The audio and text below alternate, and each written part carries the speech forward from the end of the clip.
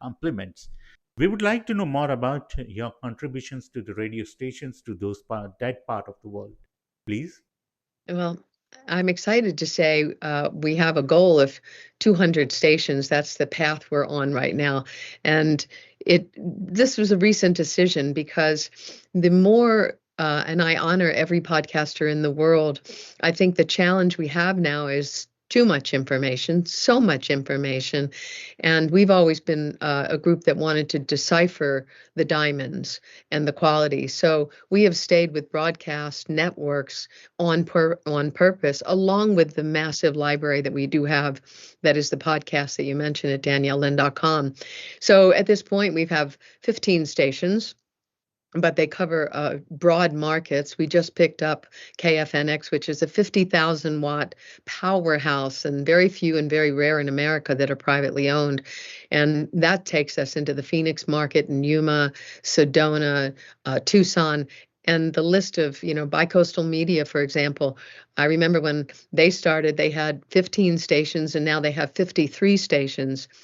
So, and I want to say to people, people say, "Oh, radio, what's in radio's dying." No, radio is not dying; it's thriving, and 94% of the population listens to some form of radio. And in case of emergency, radio will be the only leg standing.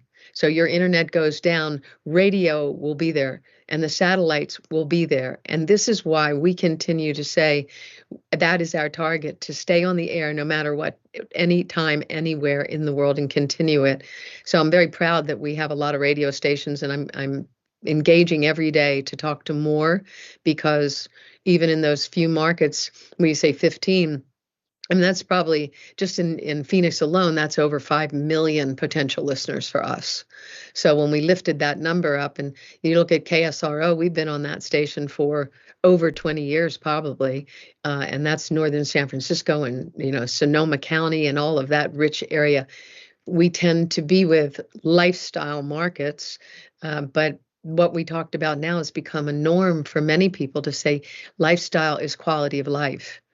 It's not fringe. And I admire what you've done, because you're one of the great leaders of the integrative medicine world, and being able to aggregate thousands of doctors that have chosen to do integrative healing and health and really medicine.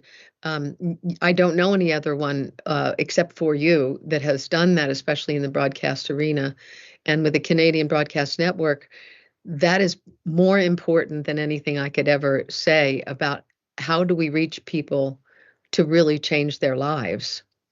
That's true. In fact, so nice of you for your kind words. As my late River Dad used to tell me, that necessity is the mother of invention. Regrettably, we landed at a place where complementary and Ayurvedic medicine has least acceptance. Getting licenses to practice Ayurveda, to preach Ayurveda, is virtually impossible. And biological clock does not support the career clock. Both are working in a reverse direction, opposite to each other. So by the time we land, we already have lost the acumen and ability to penetrate into MCAT exam and to get back to the medical school. So instead of practicing Ayurveda, what I decided was that to give a voice to the complementary medicine that can help to have better dignity and the career options to the doctors moving from from uh, from uh, India to this part of the world. Regrettably, I would say it's not again a gender driven comment. I beg your pardon, Mhm. but more than 96 to 98% of the doctors are female, getting married and coming here, and they are definitely struggling a lot to have a feet on the Mhm. ground.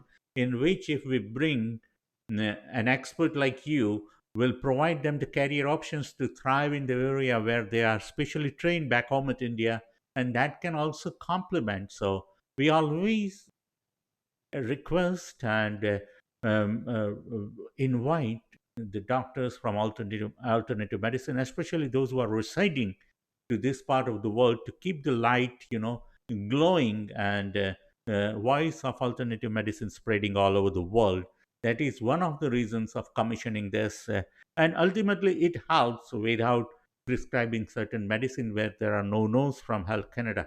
That can help certain remedies those who are practicing Ayurveda can prescribe to them, and that can help to make a value addition. So that was one of the reasons of coining this concept, in which Mhm. we got your support, for which we are very thankful.